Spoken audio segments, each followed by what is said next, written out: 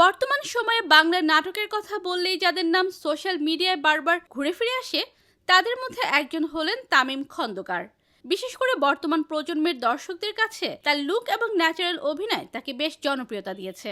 কিন্তু আপনারা কি জানেন ছোট পর্দার এই জনপ্রিয় অভিনেতার আসল পরিচয় কি?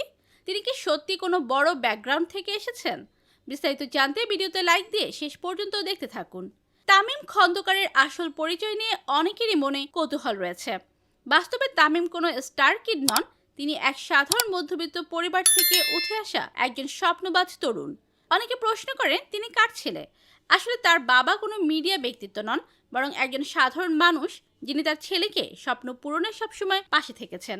তামিম নিজেও বিভিন্ন সাক্ষাৎকারে বলেছেন, আজ তিনি যেখানে আছেন তার পেছনে তার পরিবারের দোয়া আর তার নিজের জেদ সবচেয়ে বেশি কাজ করেছে। তামিম খন্দকারের এই পথ চলা কিন্তু মোটেও সহজ ছিল না।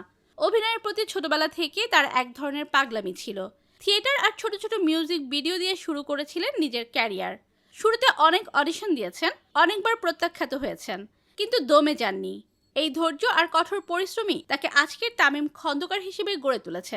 বর্তমান সময়ে ছোট পর্দায় নিজের জায়গাটা কিন্তু বেশ শক্তভাবেই করে নিয়েছেন। তামিম খন্দকারের জনপ্রিয়তার প্রধান কারণ হলো তার ভার্সাটাইল অ্যাক্টিং।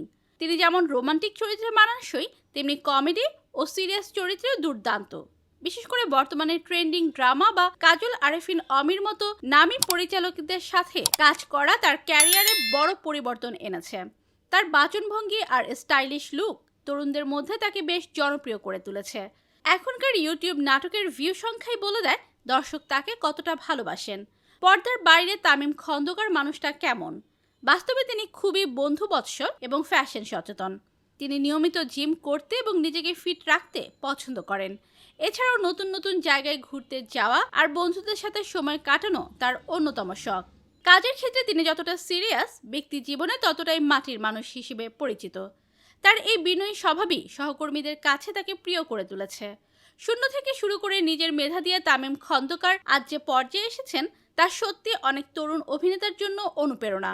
আপনাদের প্রিয় অভিনেতা তামিম খন্দকার কোন নাটকটি সবচেয়ে ভালো লেগেছে লিখে জানিয়ে দিন কমেন্ট করে। পরবর্তী ভিডিও সবার আগে পেতে সাবস্ক্রাইব করুন আমাদের চ্যানেলটি। ধন্যবাদ।